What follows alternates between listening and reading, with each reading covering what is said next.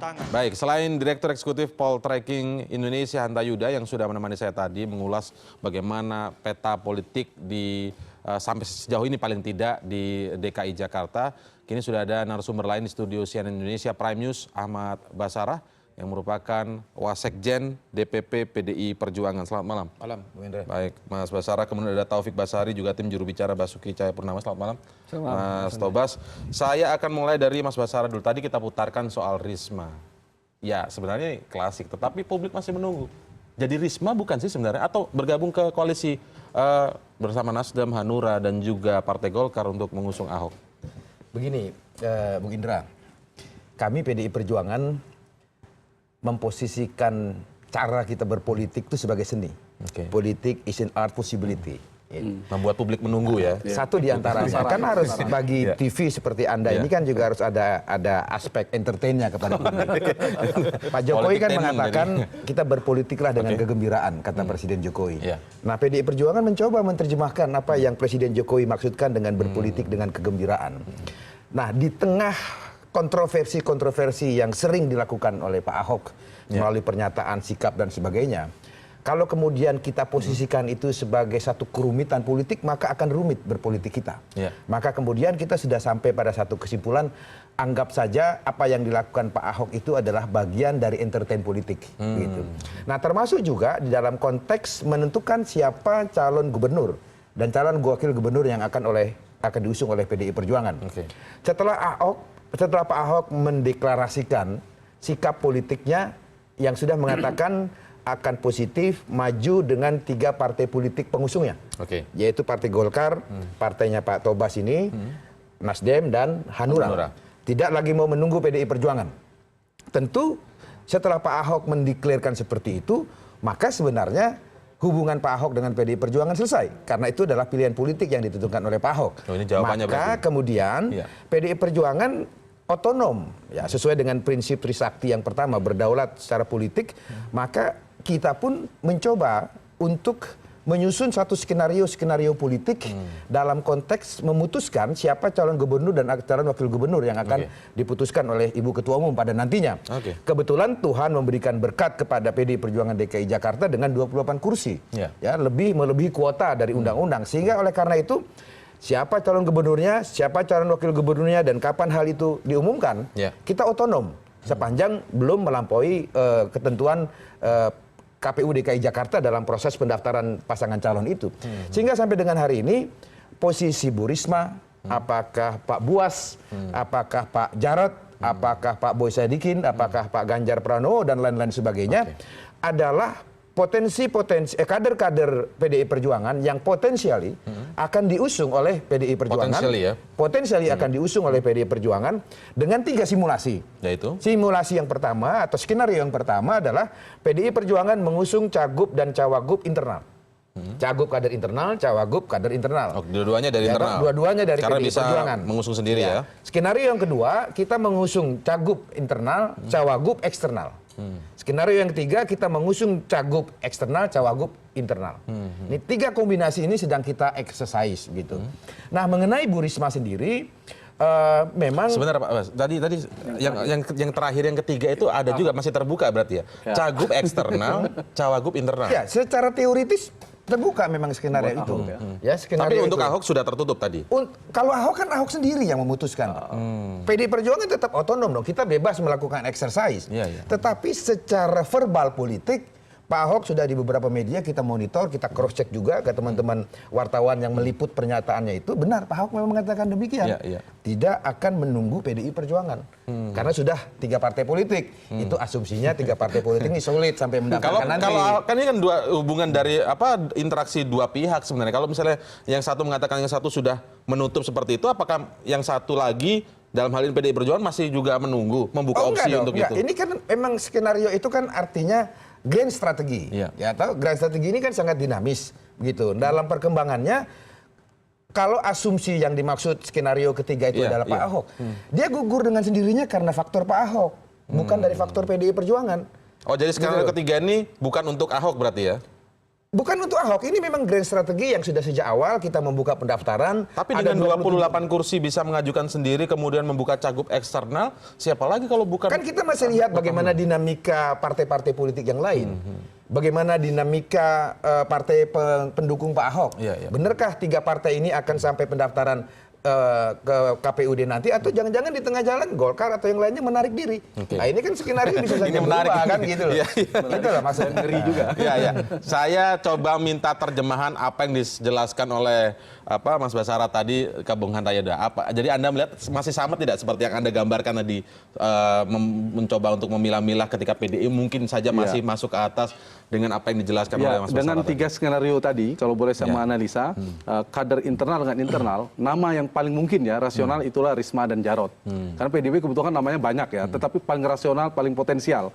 Yang kedua, kalau dari internal dan eksternal, internal Cagup, itu bisa Risma yang sering disebutkan belakangan ini, Risma dengan Sandiaga Uno, atau Risma dengan figur lainnya dari partai lain. Nah yang ketiga ini yang menarik, saya setuju dengan yang paling menarik yang ketiga kan? Yang ketiga ini masih ruang. Yang paling rasional itu adalah memasangkan Ahok dengan cagup internal, cawagupnya internal PDIP, yaitu memasangkan posisi Ahok dengan Jarot. Itu sebenarnya kalau nama-nama hampir. Tapi tadi sudah ditutup bukan? Nah, mungkin yang perlu diklarifikasi dari PDIP, kalau ini jelas. Jadi kan ada 2. Kalau kita dari Pak Sekjen, Pak Hasto, Pak Ahmad Basara, Wakil Sekjen, semuanya kemarin Mbak Eva dan sebagainya, itu jelas ya, tegak lurus. Sepertinya tidak Ahok. Meskipun ada komunikasi Pak Ahok dengan Bu Mega yang satu kendaraan dan sebagainya. Jadi tetap menyisakan ruang itu. Nah kalau misalnya keputusan akhir PDIP memutuskan tidak di Ahok, berarti memang konsisten dengan tadi. Tetapi kalau kemudian akhirnya ke Pak Ahok, ya nanti anti klimaks juga. Jadi menurut saya masih ada ruang ya. Pak Bambang Deha juga katakan ada tiga mekanisme. Satu, mekanisme penjaringan resmi pendaftaran. Yang kedua adalah kalau tidak salah pemberian mandat kepada internal, kader internal. Yang ketiga adalah hak prerogatif ketua umum. Jadi kalau misalnya PDIP memutuskan tidak Ahok, sebenarnya lebih jelas ya, lebih jelas. Cuma kalau saya membaca masih ada peluang. Kalau Pak Ahmad Basara bilang tidak ada peluang lagi ya dengan Ahok, sudah tertutup. Dengan asumsi Pak Ahok yang menutup itu. Karena beliau yang sudah Tapi kalau kemudian pintu itu dibuka Pak Ahok masih mungkin berarti. Kecuali ya Pak Ahok. Kalau dari partainya Pak Ahok bisa membuka peluang itu dari Mas Indra, maksud saya kalau Pak Ahok membuka, masih dibuka kan oleh PDIP. Ya, yang saya katakan tadi peluang Ahok untuk didukung oleh PDI Perjuangan diusung ya. Kalau didukung PDI Perjuangan tidak mungkin. Kita punya 28 kursi, itu harus mengusung, tidak mungkin mendukung. Asumsi saya peluang Pak Ahok tertutup itu karena keputusan Pak Ahok yang sudah mengatakan tidak akan mendaftar di PDI Perjuangan. Secara psikopolitik, kalau Pak Ahok sudah menyatakan seperti itu, apakah mungkin PDI Perjuangan kemudian akan mengemis-ngemis agar Pak Ahok mendaftar? Kan tidak mungkin. Kecuali Pak Ahok menjilat sendiri ludahnya itu gitu loh. Teoritis skenario ketiga itu masih terbuka. Sebenarnya gitu saya dari tadi ketika mendengar penjelasan Mas Basara ini, saya melihat Mas Tobas ini senyum-senyum ingin mengomentari. Pak Ahok, benarkah Pak Ahok menutup seperti itu ataukah partai-partainya juga ikut menutup? Mas Tobas tahan dulu ya. Saya penasaran dengan penjelasan Anda, tapi kita harus simak dulu. Apa kata Pak Ahok sendiri yang diwawancara khusus oleh rekan saya Alvito di Nova Gintings? Saya kira orang-orang Jakarta akan diuntungkan. Tentu Bu Risma kalau dia nyalon di Jakarta, dia akan memamerkan kepada orang Jakarta apa yang sudah dia lakukan di Surabaya. Pasti seperti itu. Lalu kalau dia sebagai penantang saya, dia akan mengkritik semua yang sudah saya lakukan dibandingkan dengan Surabaya. Dia akan bilang nih, oh yang dikerjakan Gubernur DKI mah ini nggak ada apa-apanya, secuil. Tapi tentu beliau nggak sekasar itu. Tapi maksud saya tentu kira-kira tim suksesnya akan bandingkan seperti itu. Surabaya udah lakon lebih hebat daripada Jakarta. Jakarta nggak ada apa-apanya. Nah kalau ada seperti itu, yang diuntungkan adalah orang Jakarta dan juga orang Jawa Timur. Orang Jawa Timur, orang Surabaya juga diuntungkan. Karena masing-masing kita juga akan bertahan. Ya kan? Misalnya Bu Risma, dia kan dari wakil wali kota, udah 10 tahun kan. Nah kita juga akan saling berdebat ini. Yang Anda lakukan apa? Kita juga akan mencari dong. Yang Surabaya belum melakukan apa? Nah kalau itu dilakukan, berarti orang Jakarta, orang Surabaya, bahkan seluruh Indonesia mulai belajar. Oh yang namanya jadi kepala daerah yang baik itu harus lakukan ini. Ada daftar listnya gitu loh. Apa yang belum dilakukan? Apa? Terus bicara kecepatan lagi. Sama-sama bilang dong, kalau kamu pilih saya bisa lakukan kayak itu lebih cepat dari dia. Jadi artinya apa?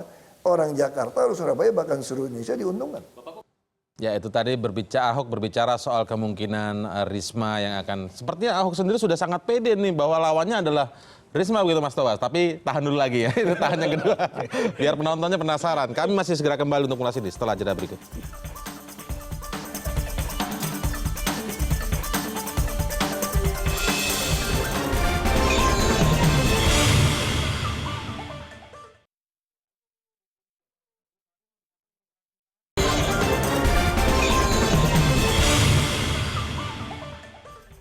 Saatnya kita dengar penjelasan dari Partai Nasdem, Mas Taufik Basari.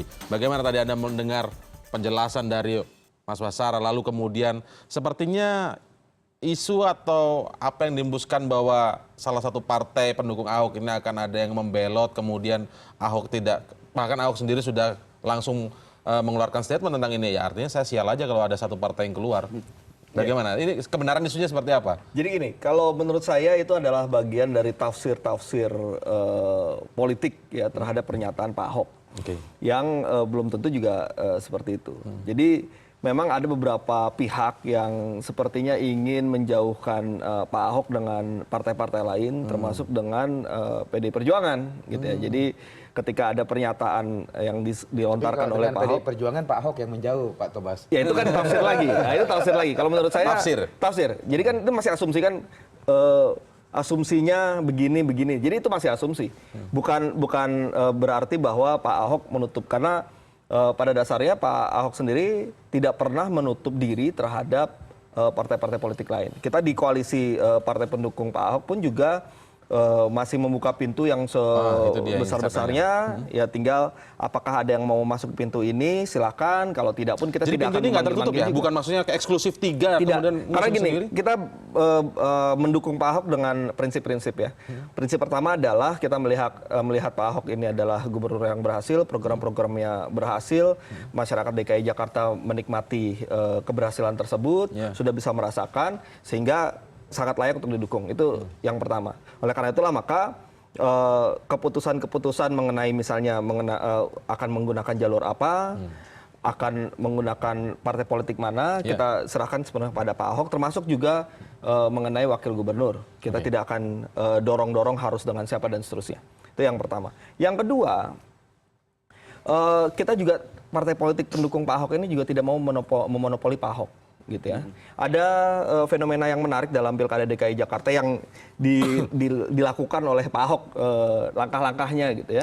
Yaitu membuat kita ini, baik itu pendukung dalam bentuk relawan, termasuk teman Ahok dan partai-partai politik, melihat bahwa yang ketika kita memberikan dukungan kepada seseorang, kepada figur seseorang untuk menjadi calon kepala daerah, maka kita tidak berhitung untung rugi dari hal yang kita dapatkan. Jadi partai politik tidak berhitung saya akan mendapat apa kalau misalnya kita mendukung ini. Tapi kita lebih melihat bahwa pintunya masih terbuka ya, bukan eksklusif milik 3 partai ini. Betul, jadi saya ingin menyatakan bahwa tafsirnya Mas Ahmad Basara keliru, gitu ya.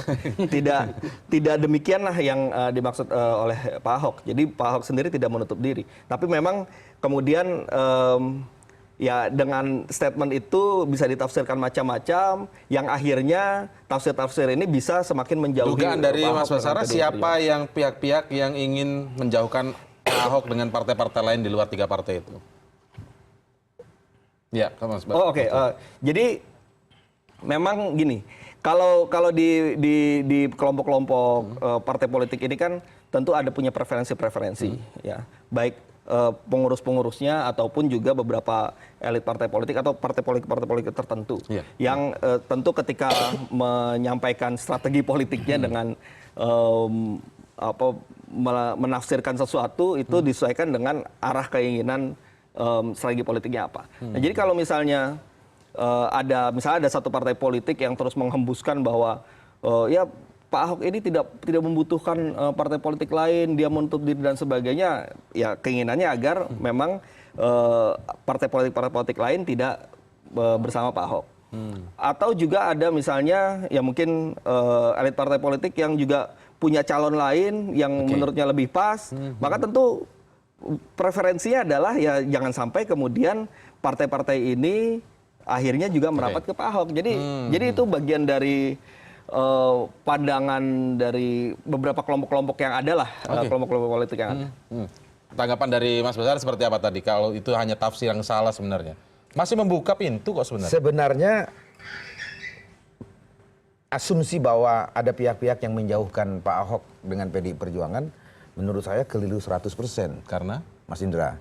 Karena bagi PDI Perjuangan sikap politik sejak mendukung Pak Ahok sebagai cawagup, kemudian menjadi cagup, ada kendala penolakan pelantikan di situ, kita bersikap.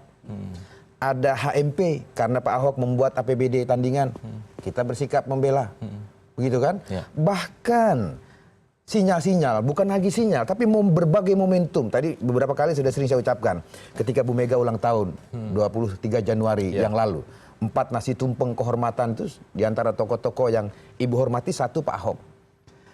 Kemudian 1 minggu sebelum beliau menjatuhkan ultimatum untuk memberikan rekom 1 minggu, itu ada pembicaraan kesepakatan untuk melanjutkan Pak Ahok dengan Pak Jarod. Yang Pak Ahok mengatakan setuju karena dengan Pak Jarod sudah ada chemistry, beda karakter dan lain sebagainya. Kemudian ketika Pak Ahok pun memberikan ultimatum kepada Bu Mega, kalau tidak 1 minggu memberikan rekom, saya akan ikut jalur independen. Serta-merta kita memberikan instruksi kepada DPRD DKI Jakarta, tetap dukung Pak Ahok sampai selesai masa jabatan. Dan banyak momentum-momentum lainnya, termasuk momentum satu mobil bersama Pak Jokowi, Ibu Mega, Mbak Puan, dan Pak Hasto. Yang sebenarnya sudah sangat terbuka gitu, peluang untuk melanjutkan ini. Tetapi jadi yang merusak momentum itu adalah Pak Ahok sendiri. Merusaknya seperti apa? Merusak, selain contoh, pernyataan menutup tadi, misalnya menurut Anda tadi. Pembicaraan di dalam satu mobil, yaitu ketika menuju ke pembukaan Rakernas Partai Golkar. Saya tanya kepada Pak Sekjen, Pak Hasto, bagaimana pembicaraan di dalam mobil itu? Ya, ketika Pak Ahok melaporkan sudah meninggalkan jalur perseorangan, ikut jalur partai politik, apa jawaban Ibu? Saya tanya begitu Pak Hasto. Ibu mengatakan partai kami punya mekanisme, punya prosedur, gitu kan? Masih tetap seperti itu ya? Artinya kan Bu Mega kan harus menjaga si kelembagaan partai politik yang beliau bangun. Tidak boleh dong, hanya karena orang per orang itu sistem kelembagaan partai itu harus dirusak. Pak Hanta sebagai pengamat politik bisa protes, kok partai politik nggak punya sistem, nggak ada pelembagaan partai politik yang baik kan? Lalu begitu. Kemudian? Nah seharusnya setelah Ibu menyatakan begitu, besoknya Pak Ahok daftar dong. Kan begitu maksudnya Ibu, daftar ikuti mekanisme. Tiba-tiba jam 10 pagi, 27 malam pertemuan, besok jam 10 pagi, Pak Ahok bikin pernyataan, partai politik jangan sombong lah. Kan begitu. Siangnya, beliau bikin statement lagi. Tapi mungkin salah tafsir tadi seperti kata ya, silakan ahli bahasa menafsir. Ketika siangnya jam 2 dia mengatakan, tidak akan menunggu PDI Perjuangan. Begitu kan? Untuk deklarasi. Iya kan? Untuk deklarasi. Lalu lusanya dia nyatakan beda nggak artinya positif mendaftar lewat 3 partai ini. Ya, terus gimana dong? Itu dulu. Itu berbeda untuk deklarasi kan bukan berarti menutup pintu dengan PDI Perjuangan. Ya, tapi kan rangkaian peristiwa-peristiwa sebelumnya itu kan saling kait. Sudah cukup bagiannya. Ya, justru saya melihatnya dari apa yang disampaikan oleh Mas Ahmad Basara, historicalnya kan ada kedekatan yang sangat lengket antara PDI Perjuangan dengan Ahok gitu ya. Selama ini saling bahu-membahu, saling dukung-mendukung. Nah, sebenarnya ya ini baik kalau menurut saya baik gitu ya. Yang kemudian ketika ada statement-statement tertentu, diartikan tertentu, ya membuat seolah-olah antara PDI Perjuangan dengan Pak Ahok menjauh. Nah, padahal kalau maksudnya statement siapa kalau PDI Perjuangan tadi sudah mengatakan memang Pak Ahok yang menjauhkan? Ya kayak gini, kayak tadi. Misalnya Pak Ahok menyatakan ya kita akan melakukan deklarasi tanpa menunggu PDI Perjuangan. Itu kan konteksnya. Ya, tapi konteks Pak Ahok pada saat itu. Mungkin nggak Pak Ahok punya pertimbangan. PDI Perjuangan ini partai punya 28 kursi. Dia berkali-kali mengatakan sangat dekat dengan Bu Mega, bahkan orangnya Bu Mega. Mungkinkah PDI Perjuangan diposisikan beliau mau deklarasi dengan 3 partai, PDI Perjuangan suruh ngikut sebagai followers. Bukan. Ini kan psikopolitiknya Ahok gagal paham lagi. Deklarasi Mas Indra, itu kan gitu loh. gini, deklarasi pada saat itu dibutuhkan ketika ada pertanyaan apakah pilihan jalur yang digunakan oleh Pak Ahok adalah perseorangan atau partai politik. Ketika jumlah kursi pendukungnya sudah cukup, maka pilihannya adalah partai politik. Dan itulah yang dideklarasikan, gitu ya. Bukan berarti Bukan bahwa untuk ada yang mau gabung. iya, bukan Tapi berarti secara psikopolitik dengan 3 partai ini kami tidak akan lagi membutuhkan partai lain, tidak. Tapi baik. menyatakan bahwa sekarang jalur yang dipakai adalah jalur partai politik. Saat itu maksudnya sudah ada 3 partai politik yang mendukung. Pada saat itu juga dikatakan kalau kita juga membuka diri terhadap Saya partai ingin politik. dari perspektif Bung Hanta. Bung Hanta, Anda melihat miskomunikasikah ini ataukah apa Anda melihatnya? Kalau saya melihat Pak Ahok bukan kurang punya kesabaran di level emosional. komunikasi ya. Kalau komunikasi sebenarnya sangat mudah karena ada kedekatan sebagainya. Tapi ada poin tadi Pak Mas Ahmad Basara mengatakan tidak mau menjadi partai pendukung, tapi ingin pengusung. Pengusung itu artinya harus mekanisme internal partai. Jadi kalau Pak Ahok misalnya mendaftar ke PDIP misalnya besok, itu udah otomatis PDIP akan dukung Ahok kan? Otomatis. Kemungkinan besar. Proses. Jadi begini loh. Ini kan Pak Ahok sudah membuat kerusakan dan kerumitan. Ya, dia seperti bergerak dalam lumpur hisap. Makin bergerak dia makin merusak hubungannya dengan PDI Perjuangan. Kami jujur, Mas Hanta, mendukung Ahok ini adalah komitmen ideologis PDI Perjuangan. Kita punya mimpi di masa-masa yang akan datang. Kalau hari ini Jakarta bisa dipimpin oleh anak bangsa etnis Tionghoa, kita besok bermimpi juga di Jawa Timur, gubernur Jawa Timur itu bisa orang Sunda. Di gubernur Maluku ini tidak harus orang Maluku, tapi misalnya bisa orang Batak. Di Sumatera tidak harus orang Batak, tapi juga bisa juga orang Sulawesi. Ini ekstraksi kebangsaan kita gitu. Jadi oleh karena itu sejak Pak Ahok Wagub menjadi gubernur mau hak menyatakan pendapat di DPRD sampai dia sudah menyakiti kita berkali-kali seperti ini, kita sebetulnya Menyakiti Anda? iya, bagi PD Perjuangan semua statement Pak Ahok itu sangat menyakitkan. Baik, Bayangkan Bu Mega di ultimatum, mengaku orangnya Bu Mega, mengaku sangat dekat, tapi Bu Mega dikasih ultimatum 1 minggu membuat rekom, itu apa tidak menyakitkan? Kader-kadernya Bu Mega kan kemudian tersinggung, Pak Indra. Kok diperlakukan seperti itu? Ibu Benarkah Ketua Umum kami menyakitkan? gitu Kita loh. coba dengar lagi apa kata Ahok tentang PDI Perjuangan berikut ini. Ya bagi kami sederhana saja sebetulnya. Orang kan tidak tahu apa yang terjadi dalam PDIP, hanya ngomong-ngomong. PDI Perjuangan kan biasa ngomong-ngomong. Orang Belanda masih jauh kok pendaftaran 19 September kok. Orang kan lupa. Waktu tahun 2012, Ibu Megawati ini hari terakhir pendaftaran di KPU DKI. Ibu Megawati jam 1 siang baru putuskan saya sebagai wakil. Orang lupa gitu loh. Pada waktu itu perhitungan orang nggak mungkin dong pasang Ahok jadi wakil.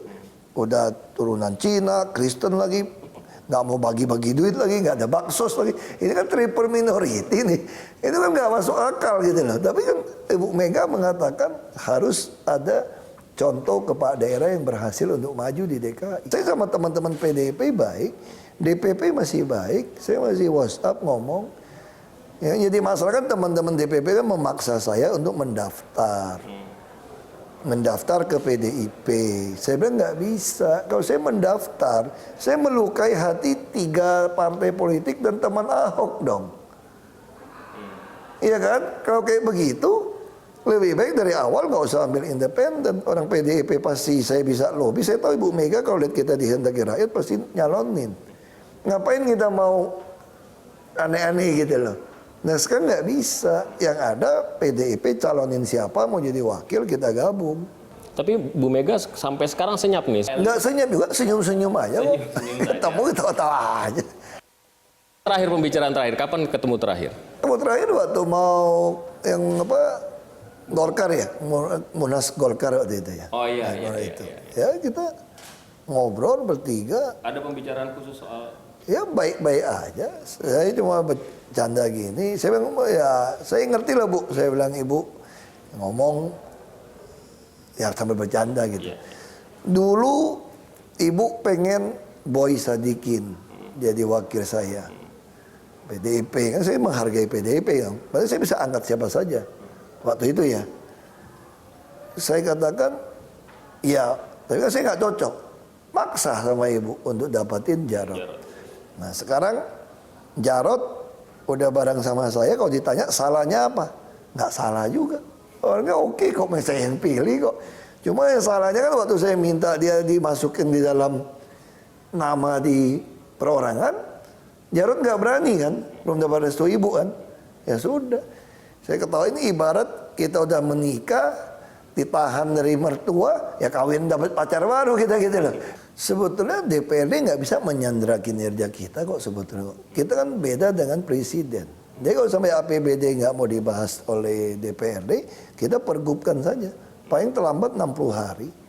Terlambat 60 hari kalau saya sudah mulai lelang sebelum tahun yang bersangkutan, Februari juga langsung jalan. Jadi makin kelihatan ini sebenarnya soal mau mendaftar dulu atau tidak begitu ya. Jadi kesan sederhana. Tapi begini, teman-teman DPP yang memaksa mendaftar nih kalau menurut Pak Ahok tadi. Teman-teman DPP PDI Perjuangan. Kalau dengan Bu Mega senyum-senyum saja kan. Teman-teman DPP itu sistem. Sistem yang sedang dan sudah berproses menjadi sistem yang baku. Tapi Bu Mega bilang memang harus mendaftar. Untuk seluruh pilkada. Bu Mega adalah ketua umum yang membangun sistem itu. Itu makanya berkali-kali saya katakan Pak Ahok gagal memahami hubungan personalnya dengan Bu Mega. Beliau menganggap bahwa antara Bu Mega pribadi dengan Bu Mega ketua umum partai politik, ketua umum PDI Perjuangan itu sama. Berbeda. Bu Mega boleh baik dengan siapa saja secara personal, termasuk dengan Pak Ahok. Tapi ketika masuk dalam jurisdiksi politik partai politik, berlakulah aturan-aturan partai. Jadi tidak mungkin kedekatan Bu Mega dengan Pak Ahok melikuidasi sistem partai yang sudah dibangun.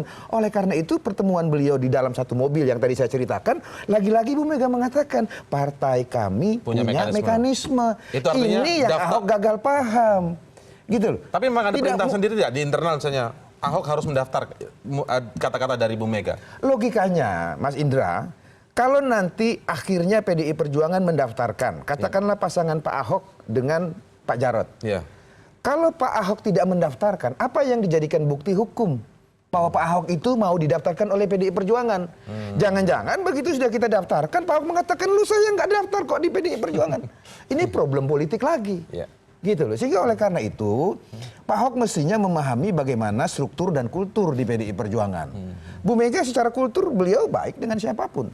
Gitu. Tetapi begitu masuk dalam wilayah politik, wilayah partai, maka yang berlaku adalah sistem. Baik. Gitu. Saya ke Mas Tobas sekarang. Benar tidak ini melukai 3 partai politik yang menjadi pengusaha kalau misalnya Ahok mendaftar ke PDI Perjuangan?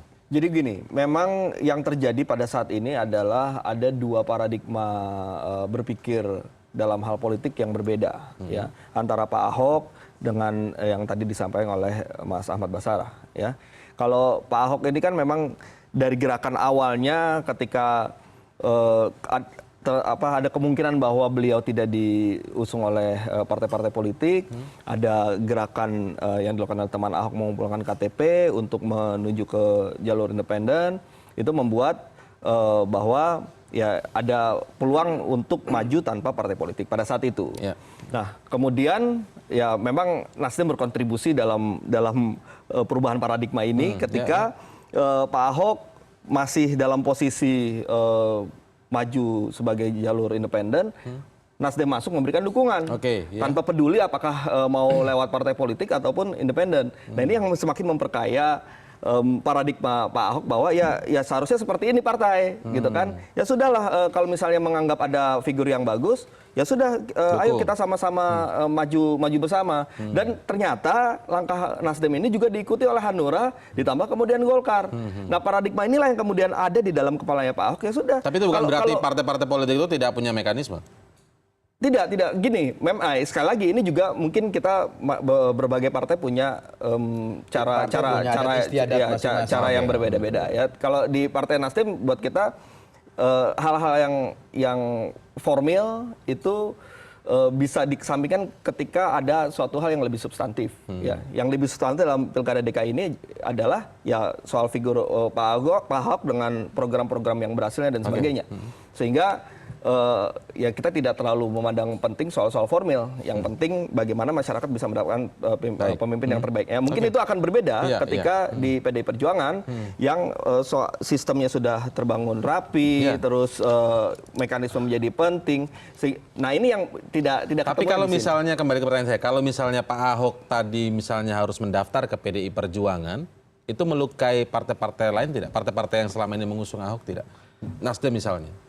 Kalau dari kita sih tidak ya. Karena apa? Karena sudah dari awal komitmen kita ya pilihan caranya seperti apa kita serahkan kepada Pak Ahok. Karena Pak Ahok tadi bilang kalau dia mendaftar akan melukai. Ya itu kan Itu bisa Pak Ahok kan? Ya gini, itu kan Pak Ahok berarti menghormati apa yang sudah dilakukan tiga partai pendukung ini yang tanpa melalui mekanisme. Jadi pandangan Pak Ahok kan, loh kok di tiga partai yang langsung memberikan dukungan saja saya tidak mendaftar, kenapa saya harus mendaftar di partai lain? Jadi menjaga perasaan. Tapi kalau dari kita sih nggak terlalu penting lah persoalan-persoalan seperti itu. Jadi tergantung bagaimana komunikasinya dijalankan. Tapi kita juga kembali bahwa ya kalau misalnya memang PDI Perjuangan pun juga tidak ke Ahok, ya kita pun juga tetap bisa berjalan. Tapi kalau mau ke Pak Ahok juga oke. Jadi ya itu tadi berpolitik dengan gembira saja.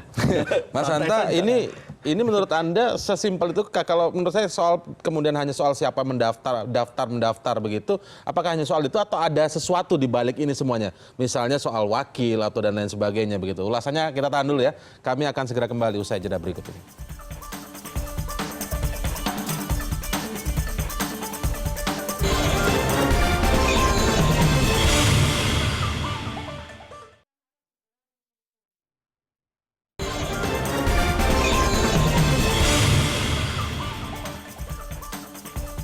Sebelum kita masuk soal nama Risma, tapi sekarang kita akan ulas terlebih dahulu melihat analisis dari Bung Hanta Yuda. Ini kalau saya lihat tadi ya, ini soal daftar, kemudian soal Pak Ahok sebenarnya tidak melihat soal yang terlalu prosedural seperti itu.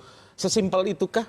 Atau perkawinan ada hal politik lain itu dibalik ini biasanya ada sebenarnya? 3 lapis ya, 3 level saya baca. Biasanya satu karena komunikasi. Menurut saya komunikasi tidak ada masalah yang terlalu problematik antara Pak Ahok dan Ibu Mega sebagai veto player penentu di PD Perjuangan. Yang kedua dari sisi mekanisme tadi sistem. Nah itu ada perubahan.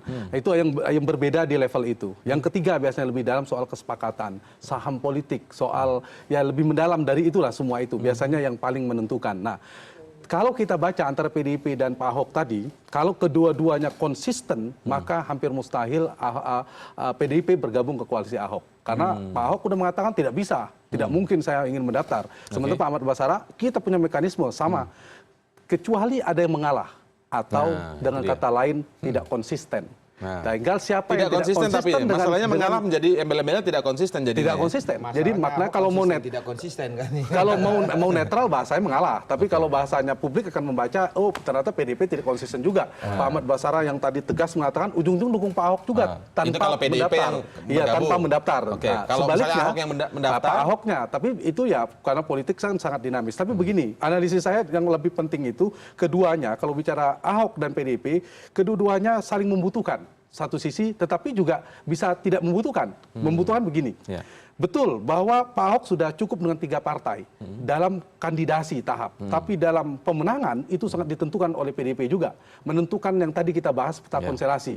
Karena PDIP di dalam itu kan membantu konstelasi di internal Ahok. Kenapa? Karena wakilnya sudah jelas dari PDIP, kayak itu Jarod. Sehingga tidak ada lagi Golkar pengen ini, kemudian Nasdem dan Hanura pengen Heru, itu akan selesai membantu. Tetapi lebih penting dari itu adalah ketika di luar PDIP akan menentukan siapa lawan kuat Ahok. Poin saya adalah kalau PDIP berada di dalam barisan Ahok, maka kemungkinan Pak Ahok akan berhadapan dengan rival yang tidak begitu kuat. Tapi kalau PDIP berada di luar, ada nama Risma misalnya yang cukup diperhitungkan atau nama yang lainnya, itu sangat menentukan konstelasi sehingga akan ada pertarungan yang cukup keras. Satu sisi, poin dari sini kan terlihat bahwa Pak Ahok membutuhkan PDIP.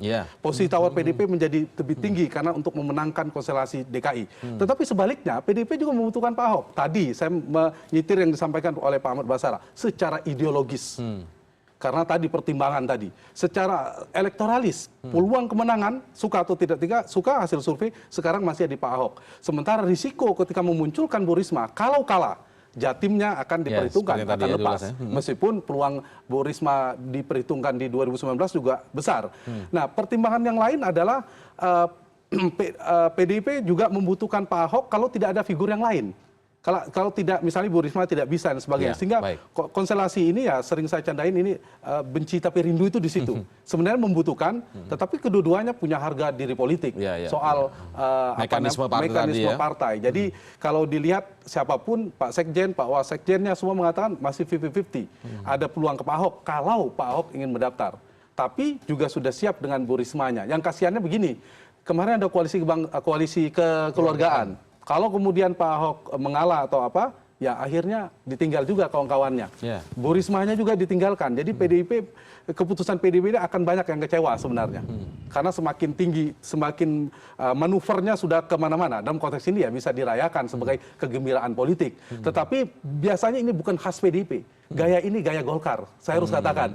Nah sekarang ini ya, kalau politik seperti ini ya kita lihat nanti apakah PDIP, kalau Ibu Mega kan 10 tahun terakhir di era PSBY kekeh. Prinsip kuat tidak mau gabung di pemerintahan sampai selesai. Tapi apakah bisa disamakan dengan ini belum tentu. dengan Makanya Ahok? saya katakan belum tentu. Kalau saya pada posisi misalnya kalau kita ingin melihat pertarungannya mencari orang terbaik, ya saya pada posisi PDIP sebaiknya mengusung Risma. Lebih gagah secara politik, dia bukan followers, dia memimpin koalisi dan jelas ternyata PDIP punya harga diri politik. Tapi bisa juga sebaliknya, juga tidak salah kalau bergabung ke Partai Nasdem. Ujung-ujungnya juga bisa mewarnai koalisi di sini dan nanti PR bagi penantang untuk menghadirkan penantang yang baru. Jadi kalau dari rakyat Jakarta menurut saya menghadirkan orang-orang terbaik agar terpilih orang-orang terbaik di antara yang baik-baik itu. Baik. Mas Tobas, kalau katakanlah misalnya PDIP, misalnya nih, saya juga nggak tahu kalau misalnya akhirnya bergabung, tentu saja menyodorkan nama wakil begitu kan. Bagi Nasdem, Hanura dan Golkar itu menjadi sebuah masalah atau akan dibicarakan lagi atau itu memang yang diinginkan? Ya kita 3 partai politik ini sudah berkomitmen bahwa masalah siapa wakilnya itu kita serahkan kepada Pak Ahok. Jadi sepanjang Pak Ahok cocok dengan wakil siapapun itu dan bisa bekerja sama ketika menjalankan pemerintahan ini, dan itu pasti ketika dapat bekerja sama manfaatnya ada pada masyarakat dan itu kita pasti akan dukung. Jadi tidak ada masalah. Dari partai-partai politik kita tidak mengharuskan Pak Ahok harus dengan A, B, C dan sebagainya. Yang penting bisa bekerja sama dan bermanfaat buat masyarakat. Itu saja. Jadi tidak ada isu tentang wakil ya sebenarnya? Tidak ada. Jadi kita tidak ada karena bahasa kita sama semua kok. Kita serahkan sepenuhnya kepada Pak Ahok. Dan gaya-gaya ini yang mungkin juga akhirnya terus-menerus juga mewarnai cara pandang Pak Ahok juga. Gaya maksudnya seperti apa nih gaya-gaya? Ya gaya-gaya yang ya kita santai lah, kita serahkan nih gaya. Ya memang kebanyakan gaya Nasdem tanpa syarat. Kemudian kita juga menempatkan diri sebagai partai politik yang tidak mewajibkan harus A, B, C. Ikuti saya, kalau tidak saya tidak akan berikan. Itu yang kemudian mungkin berkaca pada itu akhirnya Ahok bilang ya partai politik jangan sombong dong. Nah, karena Partai Nasdem memang selalu ingin memberikan nuansa bahwa ya partai politik tidak semestinya sombong. Ketika kita berhadapan dengan calon-calon kepala daerah ya kita jamu, kita hormati dan sebagainya. Nah itu yang mungkin juga akhirnya oh ya udah kayak Nasdem aja deh. Nah, seperti itu yang mungkin ada di dalam pikiran Pak Ahok. Kalau boleh sedikit, biasanya Nasdem hal yang terbaik ya, skenario terbaik dari Nasdem belakangan. Misalnya wakilnya ini paling terbaik skenario, wakilnya Heru. Nah, Heru masuk Nasdem, itu yang terbaik bagi Nasdem tentunya. Pasti skenario itu terbaik. Tapi kalau ternyata tidak bisa ya agak sulit karena ada Golkar, ada PDIP. Mas Basara. Tentu kita menghormati jurisdiksi politik setiap partai politik. Nasdem sebagai partai baru dengan jumlah kursi di DPRD provinsi yang 5 kursi, ya tentu kita pahami gerakan politik yang dibuat. Mungkin saya kalau jadi pengurus Partai Nasdem pun akan merekomendasikan langkah yang sama. Tentu berbeda dengan partai lama seperti PD Perjuangan dengan 28 kursi. Kita menghormati masing-masing. 28 dan 5 gitu. Ya artinya yang mau saya katakan adalah urusan prosedur, mekanisme itu bukan sekedar formalitas ansih sebagaimana yang disampaikan oleh Bung Tobas tadi. Misalkan saja soal Pak Ahok minta mendukung calon perseorangan. Ini bukan sekedar formalitas, tapi soal ideologi. Doktrin gotong royong dengan jalan kepartaian, diminta mendukung jalan perseorangan. Ini vis a vis, ibarat minyak dan air. Iya. Pak Ahok mendaftar pun, ini kalau kemudian mekanisme ini kita buka, maka dia akan menjadi jurisprudensi politik bagi pilkada-pilkada di daerah lain. Ada 101 pilkada. Maka DPD-DPD di tempat lain mengatakan, loh, kalau DKI Jakarta bisa, kami juga bisa dong menempuh cara di luar prosedur dan protap yang diberikan oleh Dan DPD partai. menurut Anda itu bahaya? Loh, saya ini sekarang sedang keliling ke seluruh Indonesia melaksanakan rakerda-rakerda untuk memantapkan sistem kelembagaan partai politik kami dalam proses rekrutmen, penjaringan dan penetapan pasangan calon kepala daerah. Kalau kemudian wilayah ini dibuka untuk DKI Jakarta, maka daerah lain akan meminta perlakuan yang sama. Sistem kelembagaan partai politik yang sedang kita bangun rusak kembali. Jadi bukan sekedar formalitas ANSI, Bung Indra. Kalau tadi soal bahwa jangan kaku lah sekarang. Sehingga oleh karena itu, yang dapat kita jadikan parameter, pertemuan yang sudah sangat close, ada Ibu Mega, ada Presiden Jokowi, itu kuncinya ada maksudnya. Pak Ahok, ada Mbak Puan, ada Mas Hasto, sekjen di situ. Ibu lagi-lagi masih menegaskan partai kami punya mekanisme Pak Ahok. Jelas. Apa Ibu jawaban ingin Pak Ahok menjaga saat itu? sistem ini. Saat Ya itu? jawabnya jam 10 pagi itu mengatakan. Tidak jawab di mobil itu? Bukan, dijawabnya kan di media online. Partai politik jangan sombong lah. Kan begitu. Itu yang saya katakan Pak Ahok sendiri yang merusak momentum hubungannya dengan PDI Perjuangan, Bung Indra. Jadi nggak bisa disamakan apa yang dinilai Pak Ahok tentang Partai Nasdem yang Anda contohkan tadi 5 kursi, menurut Anda itu wajar-wajar saja, tapi jangan samakan dengan sekali lagi, PDIP dengan 28 kursi. Kami begitu ya? menghormati yuridiksi. Setiap partai politik pasti punya cara, punya adat istiadat. Itu kita hormati. Cara Nasdem mengambil langkah-langkah politik untuk itu. Tapi tolong hormati juga. Itu cara partai kami, cara PD Perjuangan mengambil keputusan perihal calon kepala daerah di seluruh Indonesia termasuk di DKI Jakarta. Baik. Gitu. Nah, saya tanyakan lanjutan dari PDI Perjuangan adalah kalau memang punya mekanisme, punya 28 kursi, tujuannya kemarin ada koalisi kekeluargaan dengan 6 partai politik yang lain itu apa? Ini apakah mengkonfirmasi, saya juga akan tanya Bung Hanta, apakah mengkonfirmasi asal bukan Ahok kemudian? Nanti kita akan ulas, kami masih akan segera kembali saat lagi.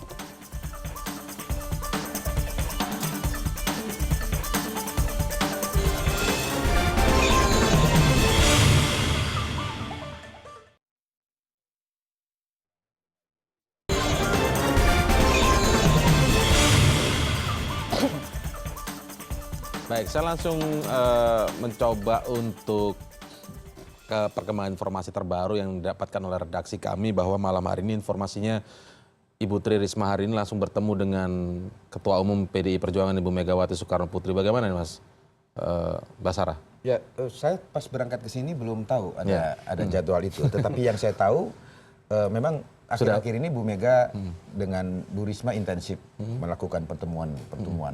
Jadi udah semakin fix ini ya? Beliau berdua ya. Sudah tidak ada lagi pintu buat Ahok berarti ya? Sudah artinya akan mengusung calon sendiri tadi? Kalau Ahok kembali lagi seperti statement saya tadi, Pak Ahok yang sudah menyatakan tidak akan mendaftar di PDI Perjuangan. Nah tentu PDI Perjuangan harus mengambil langkah-langkah strategis ya, termasuk diantaranya menyiapkan calon-calon alternatif yang akan diusung oleh PDI Perjuangan.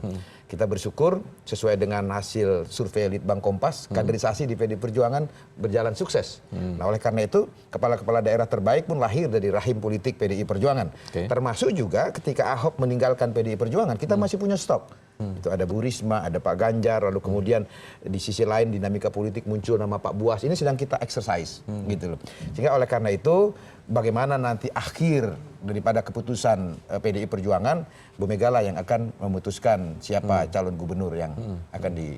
Komunikasi dengan 6 partai politik yang lain itu seperti apa sih sebenarnya? Kemarin sampai membentuk koalisi kekeluargaan tujuannya apa? Ya, pertama psikologi politik yang harus ditangkap oleh publik ketika Pak Bambang Deha sebagai PLT Ketua Partai di DKI Jakarta melakukan berbagai macam langkah-langkah politik untuk mengkoordinasi partai-partai politik di luar 3 partai politik yang telah mengusung Pak Ahok. Itu artinya kan Bu Mega memberikan persetujuan terhadap kreativitas politik yang dilakukan oleh DPD PDI Perjuangan DKI Jakarta. Itu artinya atau memang Bu Mega memberi persetujuan? Ya, artinya kan bisa dibaca toh. Tentu ketika langkah Pak Bambang ini dianggap keluar dari garis partai, tentu beliau akan diperingatkan atau setidaknya diberitahu. Tapi kok proses berjalan itu terus ya? Berjalan terus. Karena apa? Karena itu adalah bagian dari follow up pendaftaran 27 orang calon gubernur dan wakil gubernur lewat PDI Perjuangan. Karena di antara 27 itu ada calon-calon gubernur atau calon wakil gubernur yang adalah kader Partai Gerindra, kader Partai PKB, kader Partai Amanat Nasional dan lain sebagainya. Sehingga oleh karena itu setelah kemarin dilakukan proses asesmen, proses simulasi, survei dan segala macam, ini dibicarakan dengan partai-partai asal mereka untuk kemudian diupayakan ada mufakat ya di antara 7 partai politik ini untuk membuat calon alternatif yang dapat diusung sebagai calon gubernur dan atau calon wakil gubernur. Calon alternatif ini artinya di luar alternatif untuk Ahok ya? Di luar Ahok tentu berarti. saja. Tentu saja di luar Ahok dengan asumsi bahwa Pak Ahok yang telah mendeklarasikan tidak akan mendaftar lewat PDI Perjuangan. Bung Hanta, apakah ini artinya memang tadi sempat ada prioritas kan tadi ya bahwa PDIP paling prioritas adalah PDIP akan 50-50, masuk ya. ke 50-50 begitu ya?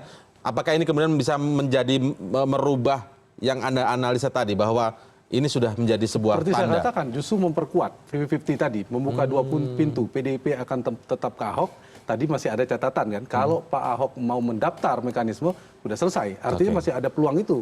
50%. Sebaliknya, kalau misalnya Menciptakan calon alternatif tadi? atau alternatif itu Ibu Risma tadi yang kita sebutkan tadi, Ya. itu juga kemungkinan akan terjadi skenario kedua. Yang ini juga sangat mungkin terjadi. Nah, ini yang kalau kita perhatikan PDIP sedang melakukan manuver politik dalam makna netral, itu ada 2 pintu yang kita jalankan. Kalau Pak Ahok nggak mau ya sudah kami sudah di sini. Tapi kalau Pak Ahoknya mau, sangat mungkin masih ke Pak Ahok. Dugaan saya begitu. Tapi kalau misalnya Ahok tetap menutup pintu seperti ditegaskan oleh Pak Ahmad Basara Sudah tadi, siap calon sudah alternatif. menyiapkan, Pak Bambang Deha sudah mengatakan, meskipun itu risikonya secara publik juga ada dampak negatifnya kalau akhirnya ke Pak Ahok. Karena statement dari Pak Bambang Deha sudah cukup kuat. Yang ini, yang santun, seterusnya, itu kan arahnya jelas. Kesimpulannya kan bukan Ahok. Kemudian membangun komunikasi politik dan sebagainya. Artinya kalau komunikasi kesepakatan dengan Ahok tidak selesai, tidak ada kesepakatan, maka sangat mungkin PDIP akan mengusung Ibu Risma. Dugaan saya, apalagi kalau benar terkonfirmasi ada pertemuan-pertemuan tadi. Nah, kalau itu dengan Bu Risma, apa yang disampaikan oleh seluruh petinggi PDIP itu menurut saya tegak lurus kalau istilah Pak Jokowi. Sejalan, memang sampai. Tetapi kalau misalnya semakin menjauhkan peluang dengan Pak Ahok, akhirnya ke Pak Ahok, maka itu langkah politik PDIP menukik menurut saya. Terlalu tajam belokannya. Karena sudah sangat terlalu jauh berjarak dengan Ahok dalam konteks kesepakatan politik. Baik, ada yang menilai kemudian dengan adanya pertemuan 7 partai ini termasuk PDI Perjuangan, kemudian makin mengkonfirmasi apa yang pernah disampaikan sendiri oleh Pak Ahok bahwa ada kemungkinan gerakan-gerakan yang disinyalkan asal bukan Ahok. Bagaimana Pak Mas Basara? Iya, tentu partai politik yang berkumpul kemudian mendeklarasikan calon yang berdasarkan kekeluargaan. Sebetulnya dari terminologi kekeluargaan itu sendiri kan jelas. Itu kan antitesis dari gaya Pak Ahok yang perseorangan, yang individualisme, yang ingin memusatkan semua kewenangan dan kebenaran itu ada pada dirinya. Yang lain tidak berwenang, yang lain salah. Itu kan jelas sekali. Terminologi yang dipakai kekeluargaan itu kan antitesis daripada perseorangan, daripada individualisme. Kayaknya geram sekali PDI Perjuangan. Oleh karena itu menjadi sangat wajar kalau partai-partai politik ini kemudian berkumpul. Setidak-tidaknya untuk memberikan pendidikan politik kepada warga DKI Jakarta. Bahwa masih akan ada calon-calon pemimpin DKI Jakarta yang mungkin lebih baik dari Pak Ahok. Begitu kan? Sehingga oleh karena itu mereka terus berkumpul, mereka terus bermusyawarah, pertemuan-pertemuan intensif saya monitor. Tadi juga saya sebelum kesini ketemu dengan Pak Bambang Deha. Mereka mulai mengerucut kepada beberapa formasi, kepada beberapa skenario yang saya kira itu sangat positif perkembangannya. Dan oleh karena itu menurut hemat saya wajar kalau kemudian Pak Ahok mulai gundah gulana, mulai galau, mulai panik kan dan sebagainya. Seperti pernyataan yang dia buat beberapa hari yang lalu yang menyatakan apa itu pernyataannya? Risma katanya kalau dari wali kota Solo aja bisa menjadi presiden, mungkin dari wali kota Surabaya juga bisa menjadi presiden. Terus Bu Risma bantah, lalu dia katakan tidak akurat informasinya dan minta maaf. Ini tanda-tanda Pak Ahok mulai panik. Gitu loh. Nah itulah kalau berkhianat terhadap PDI Perjuangan. Ini nggak tepat rasanya kalau saya nggak minta tanggapan dari Mas Taufik Basara. Tapi kita lihat bersama-sama ya tayangan wawancara Vito dengan Pak Ahok. Pak Ahok santai sekali itu. santai sekali dia Jadi nggak ada galau panik tadi? Nggak ada panik galau. Jadi asumsi lagi berarti maksudnya? Iya, makanya kita sama-sama bisa melihat kok tadi santai beliau memberikan apresiasi positif kepada Ibu Risma, malah beliau bilang jika Ibu Risma jadi maju ke DKI malah jadi bagus, jadi ramai. Kenapa? Karena orang tidak lagi melihat pilkada ini dengan isunya adalah isu primordial, isu sara, tapi lebih melihat adu program. Ya, tadi kan Pak Ahok bilang ya sudah, berarti bagus. Bagi Nasdem sendiri juga tidak masalah kalau misalnya jadi ada nama Risma. Tidak ada masalah. Sama kita juga punya pikiran yang sama bahwa ini pilkada DKI Jakarta juga menjadi salah satu barometer bagaimana kebinekaan ini bisa terbentuk. Ya kalau misalnya dan demokrasinya juga bisa terbentuk. Bagaimana kemudian kalau adu program itu jauh lebih baik dibandingkan yang selama ini berjalan fitnah. Walaupun 3 lawan 7 misalnya nanti tidak masalah ya? Tidak masalah. Baik, kita nantikan apa hasil malam ini pertemuan Bu Risma yang informasinya bertemu dengan Ibu Megawati. Apakah ini menjadi kunci malam hari ini ataukah masih bisa berubah lagi? Mungkin Pak Ahok mungkin saja yang mendaftar ke PDI Perjuangan. Tapi kita pasti politik itu dinamis. Dinamis ya. Oke.